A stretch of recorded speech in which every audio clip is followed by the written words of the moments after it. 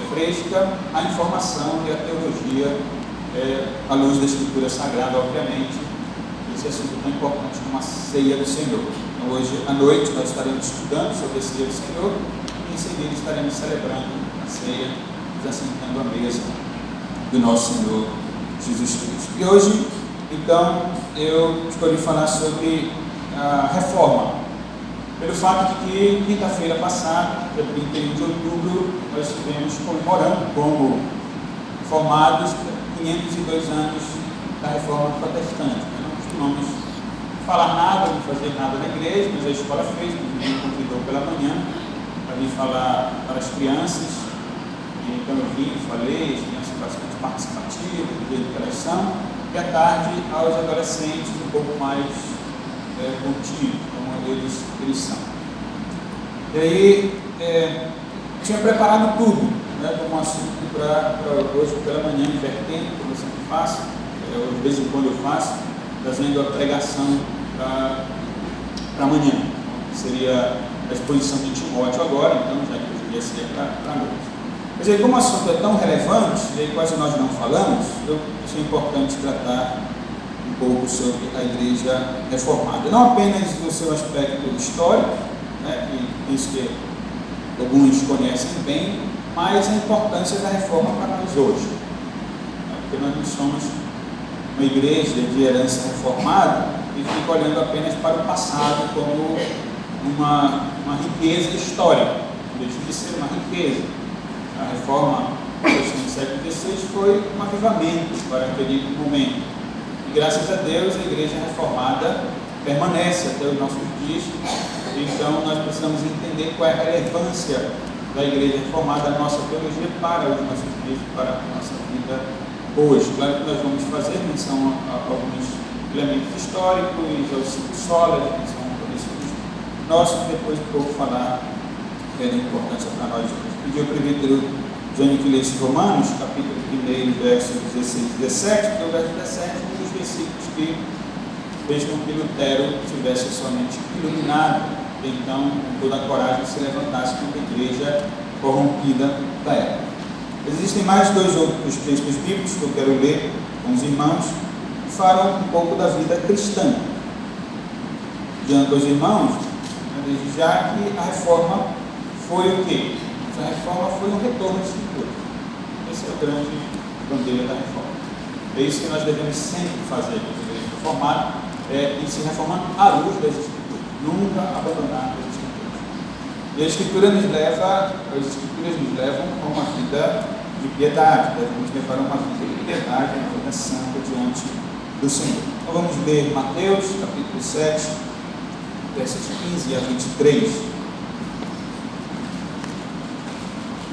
Nessa luz também sobre o nosso estudo. Mateus, capítulo 7, verso 15 até o versículo 23, diz assim a palavra do Senhor, Cristo falando: Cautelai-vos dos falsos profetas, que se vos apresentam disfarçados em ovelhas, mas por dentro são lobos roubadores. Pelos seus frutos os conhecereis. Colhem-se porventura uvas dos espinheiros ou figos dos abrolhos? Assim, toda árvore boa produz bons frutos, porém a árvore má produz frutos maus. Não pode a árvore boa produzir frutos maus, nem a árvore má produzir frutos bons. Toda árvore que não produz bom fruto é cortada e lançada ao fogo. Assim, pois, pelos seus frutos os conhecereis. Nem todo que me diz, Senhor, Senhor, entrará no reino dos céus, mas aquele que faz a vontade de meu Pai que está nos céus. Muitos naquele dia hão de dizer-me, Senhor, Senhor, porventura não temos nós profetizado em teu nome, e em teu nome não expelimos demônios, e em teu nome não fizemos muitos milagres? Então lhes direi explicitamente, nunca vos conheci, apartai-vos de mim, os que praticais a iniquidade. Segunda carta de Paulo aos Tessalonicenses, capítulo 2, versos 15 e 16.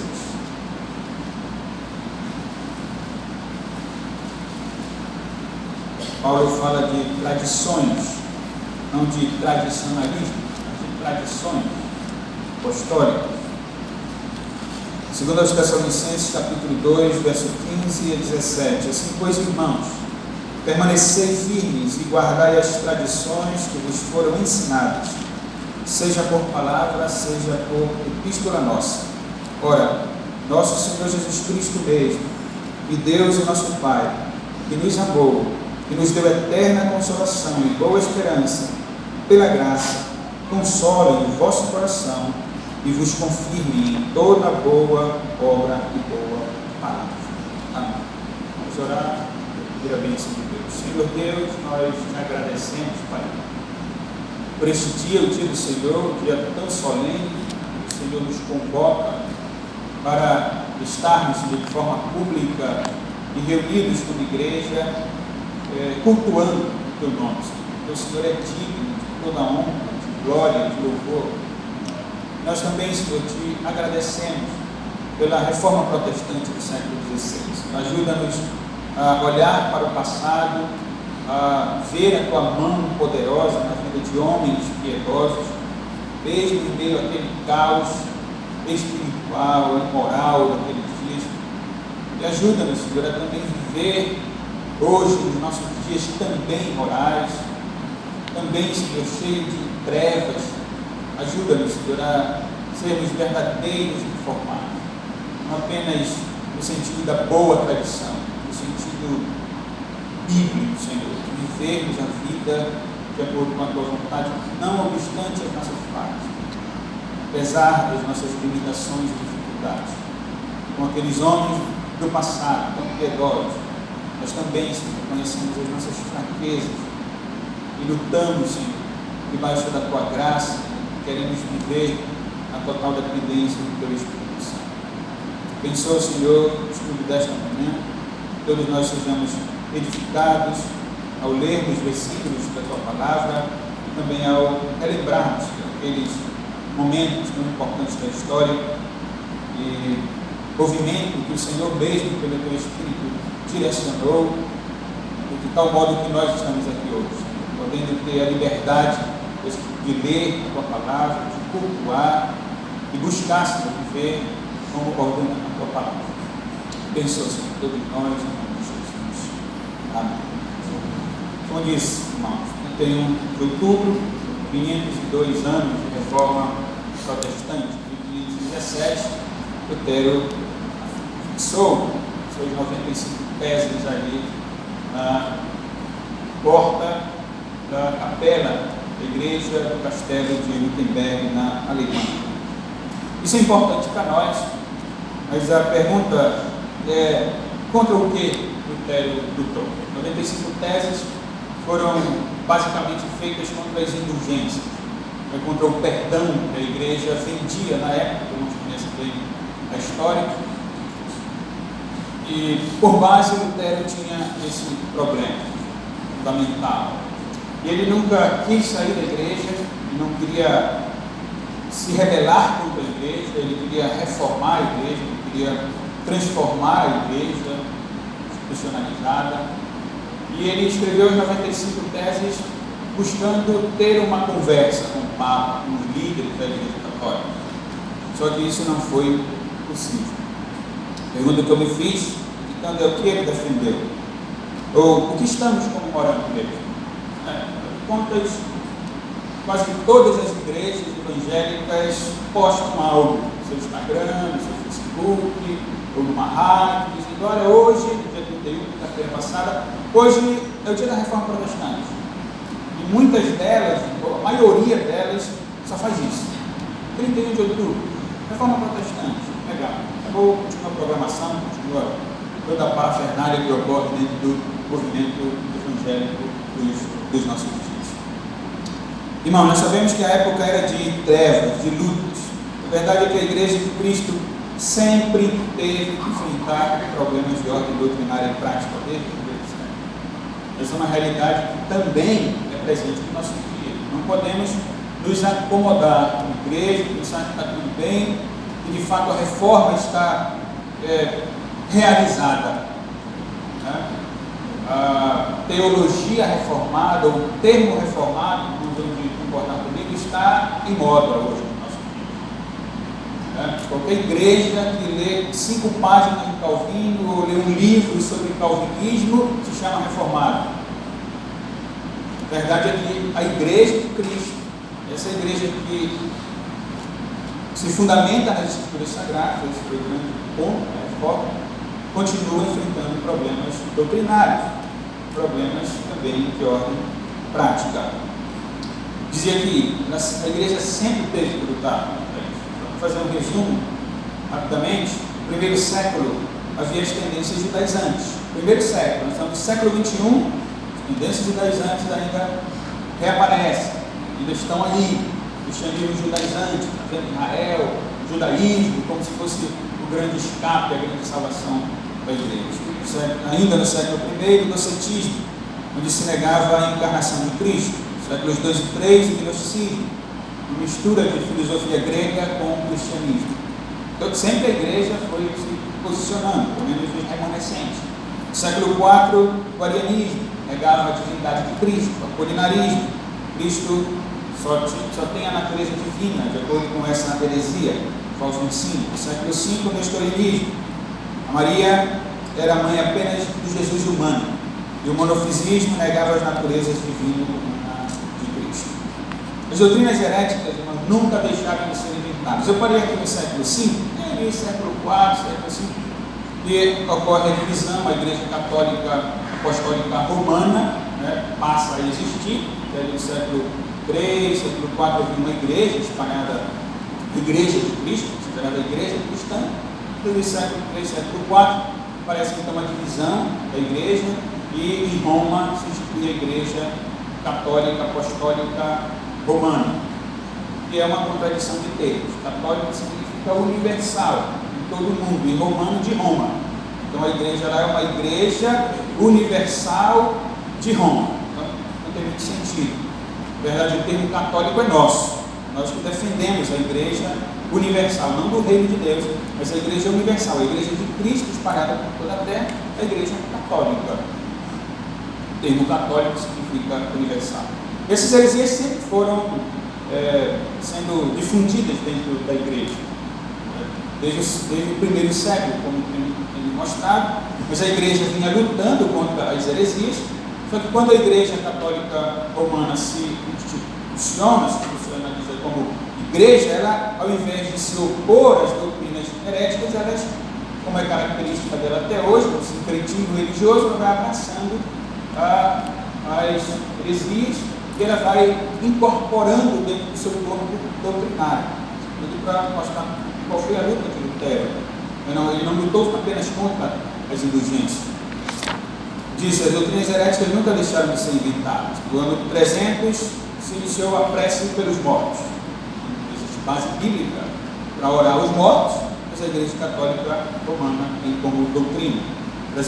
Esses anos são aproximados, obviamente. 394, a missa diária. A Igreja Católica institucionalizou então um culto da missa deles diária, onde o sacerdote levanta a hóstia, que na teologia católica romana simboliza o corpo de Cristo, não apenas como nós entendemos, formados à luz da Escritura, no sentido simbólico, mas no sentido real. A doutrina católica romana ensina que a hóstia é o corpo de Cristo real, que é transformado no momento que o sacerdote oficializa aquele sacramento, aquele ritual, e então a hóstia vira corpo de Cristo. No momento que o sacerdote eleva o corpo de Cristo, ele parte o corpo de Cristo, o corpo de Cristo está sendo sacrificado novamente.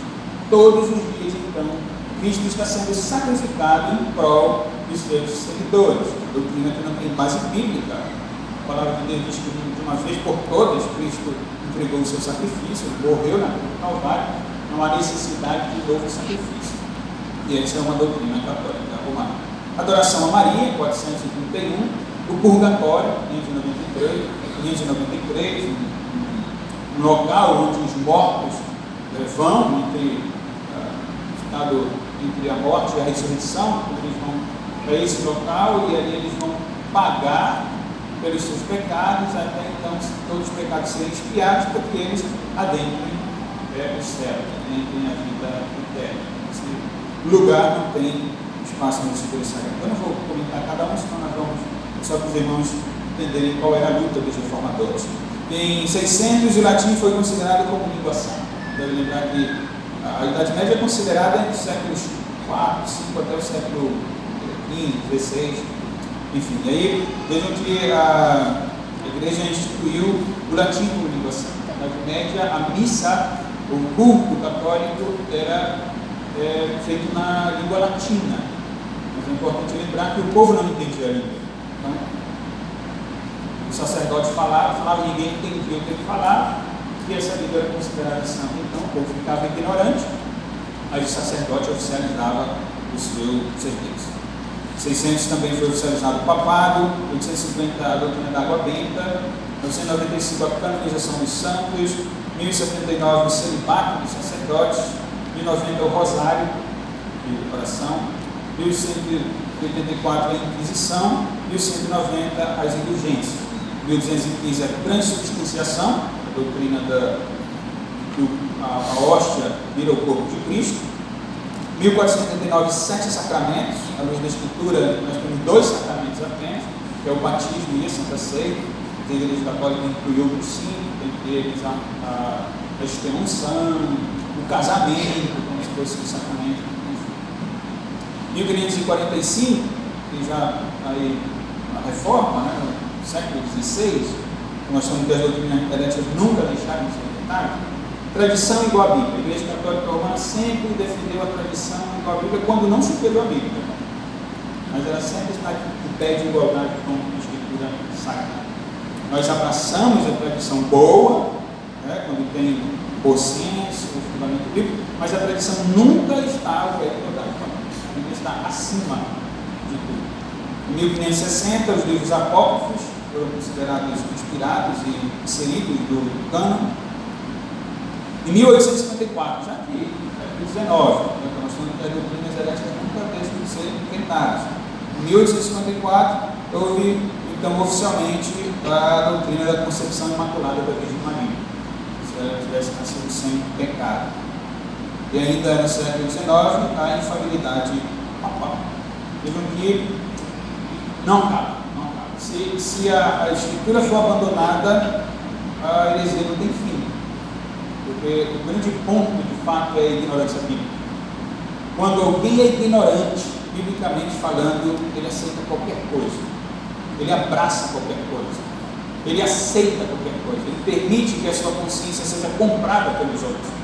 Quando nós temos a Bíblia Sagrada como a única regra de fé prática, quando nós conhecemos a verdade de Cristo, então nós somos libertos de qualquer imposição fora da vontade de Deus para a nossa vida. Precisamos lembrar que os séculos da Idade Média não foram apenas trevas. Houve avanço, arte, arquitetura, teologia, educação, médias construíram escolas e universidades, mas o problema é que a igreja tinha abandonado esse arte. Não se fundamentava na palavra de Deus, na Bíblia Sagrada. E a própria teologia era exclusividade de teólogos, era exclusividade dos escolásticos. Então, a igreja, se não for a Escritura, a tendência dela é sempre supervalorizar ou divinizar teólogos. Mas nós estamos aqui dizendo que a teologia não é boa, a teologia é uma bênção, tá? Uma bênção. Mas nós precisamos tomar cuidado para não achar que a verdade bíblica que liberta, as doutrinas da graça, as páginas da Bíblia Sagrada, não podemos confundir, dizendo que isso é propriedade de homens iluminados que recebem uma iluminação especial, diferente do povo, e que às vezes falam com palavras tão rebuscadas e tão difíceis de entender, que eles alimentam a ideia na cabeça do povo de olha, mas é muito difícil fazer isso. Isso é muito difícil. Nós temos que tomar sempre cuidado com isso. Isso é uma realidade também ali da Idade Média, que era exclusivo dos teólogos, estudiosos, o conhecimento das Escrituras Sagradas.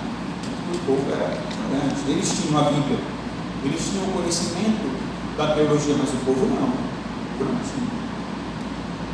E a teologia, irmãos, ela era muito mais especulação filosófica do que compreensão da revelação comum, né? Por causa do contexto, descoberta, tudo, ciência, mas era muito mais especulação filosófica do que revelação bíblica. E a igreja, irmãos, ela sim influenciava política, economia, ciência, as artes e a cultura. Ela influenciava, mas ela fazia isso numa decadência espiritual e numa imoralidade sacerdotal. Os sacerdotes e os líderes da igreja viviam uma vida imoral e fazia com que o povo vivesse na imoralidade também, e a igreja influenciando todas as áreas da sociedade, porque ela era uma igreja instituída, ela tinha o poder nas mãos, né, e influenciando o povo. Então, claro, aqui há doutores, aqui, história, claro que não estou trazendo minuciosidade sobre a história, eu não tenho capacidade para isso, os irmãos que têm, porque o objetivo é chegar à questão prática, importante da igreja formada hoje para nós. Ou seja, Deus, irmãos, apesar de a igreja andar na imoralidade, na ignorância bíblica e manter o povo na ignorância bíblica, louvado seja Deus por isso, ele sempre manteve os seus remanescentes, porque as portas do inferno nunca prevalecerão contra a igreja de Cristo. Desde o jardim do Éden, Satanás tenta destruir o povo de Deus. Ele algumas vezes consegue dar rasteira, mas o Senhor sempre prevalece, e a verdade de Deus sempre irá prevalecer. E aí nós chegamos aos pré-reformadores, né? Nós encontramos Arnaldo de Brecht. Arnaldo de Brecht nasceu em 1100, morreu em 1105. Ele opunha-se à confissão aos sacerdotes. Claro que eu trouxe um resumo, vamos procurar, pesquisar, ler livros sobre esses pré-reformadores, vamos encontrar muitas outras atitudes deles piedosas. Nós ainda estamos na Igreja Católica Romana, não estamos na Reforma. E esse Arnaldo de Brecht opunha-se à confissão aos sacerdotes e ele se opunha à riqueza da igreja. Nós lembram, eles que não sabem, o grande ponto das indulgências do século XVI era a construção da igreja de São Pedro. A igreja vendia o céu para poder construir o seu império, o seu prédio imenso. Ele se opunha à riqueza da igreja. Consequência, foi condenado ao enforcamento e teve seu corpo queimado. Quem se levanta contra uma igreja institucionalizada deve entender que o preço é algo a ser pago. Ele foi condenado ao enforcamento queimado. João Wycliffe, desconhecido um pouco dos irmãos, talvez, questionou a autoridade papal, a venda de indulgências, e para piorar a situação dele, ele traduziu a Bíblia do latim para o inglês.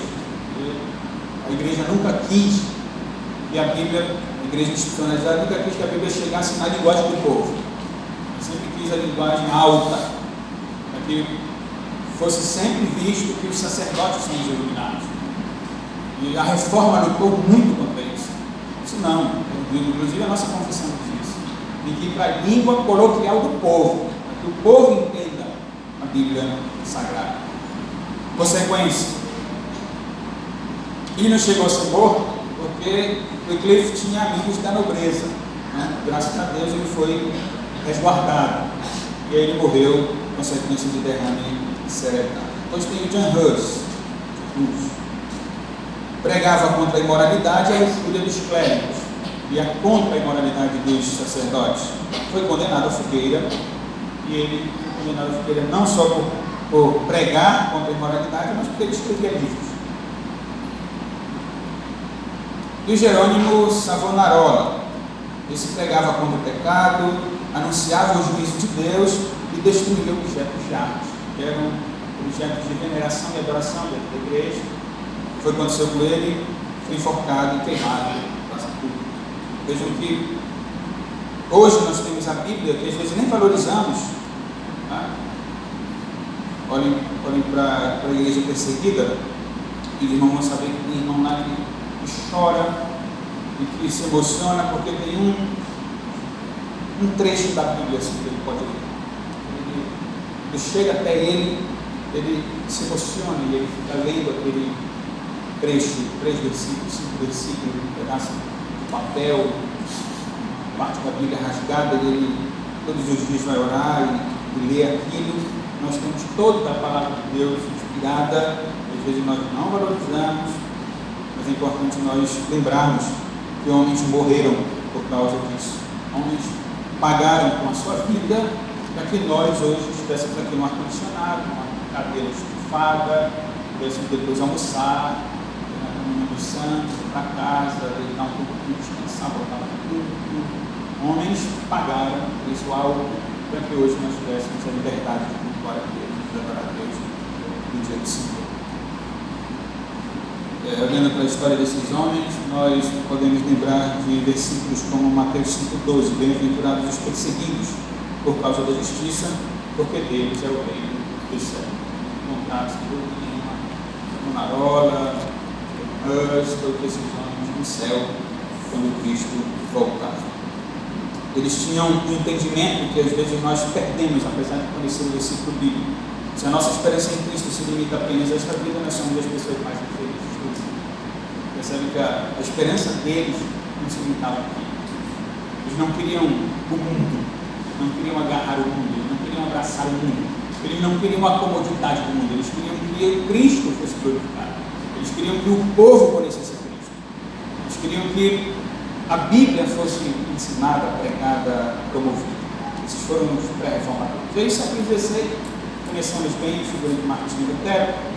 Era um monge agostiniano e foi professor da Universidade de Wittenberg. Foi quem fixou na porta da igreja de Wittenberg os seus 95 teses. Isso em 1517. Em 1518, Roma abriu um processo contra ele.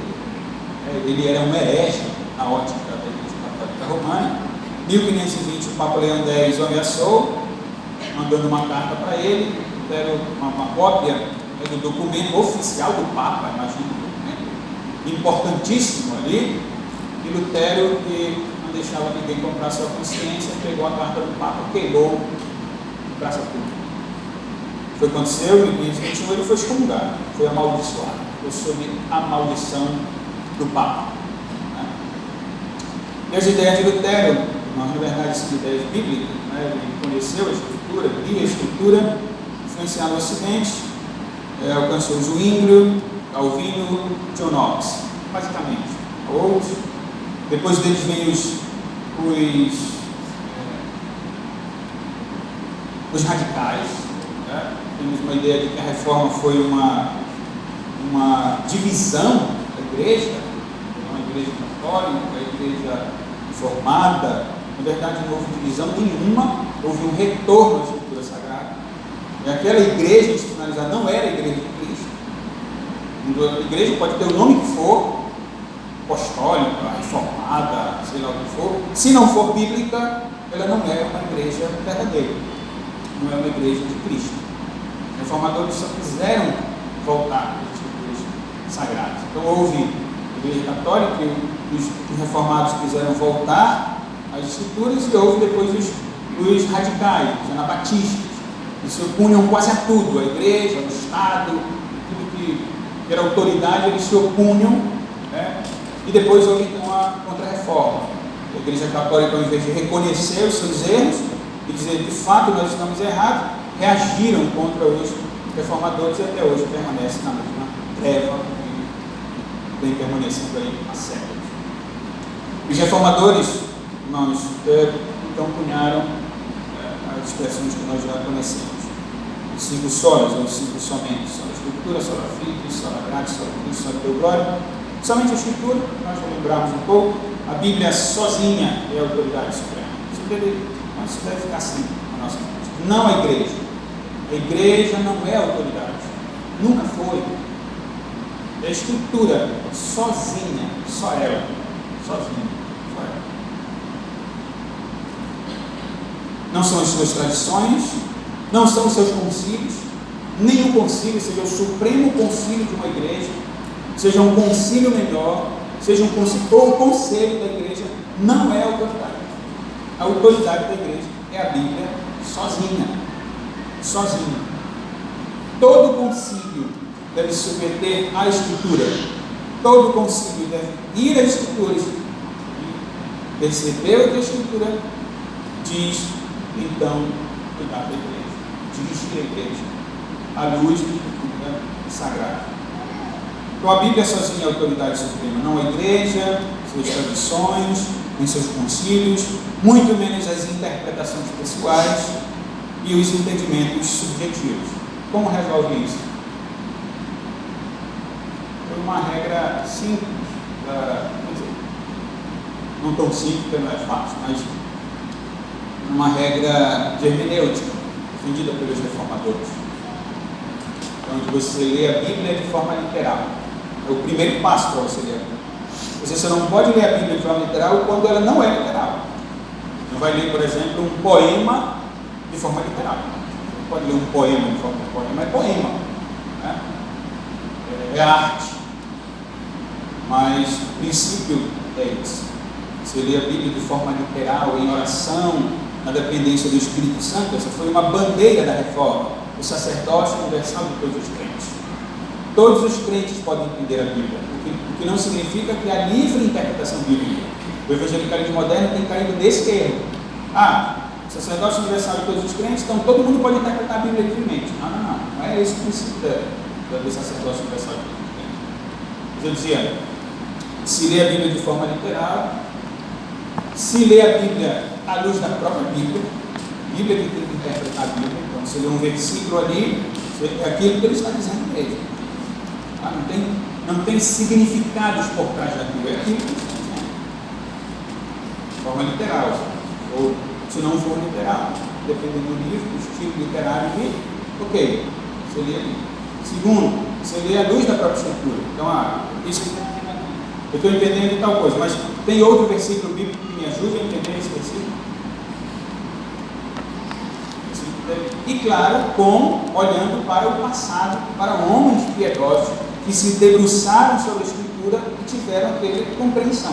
Não porque eles eram mais iluminados que nós, mas porque eles também buscaram verdade nas Escrituras sagradas.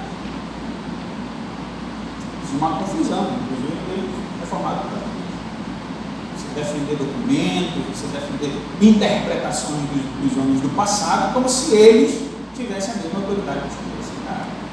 Nós nunca queremos desfazer deles, desdenhar deles, porque eles são importantes. Mas a bandeira deles era a Escritura Sagrada, não era eles. Nenhum reformador piedoso se colocou como tal. Pelo contrário, todos eles assumiam a sua incapacidade, assumiam a sua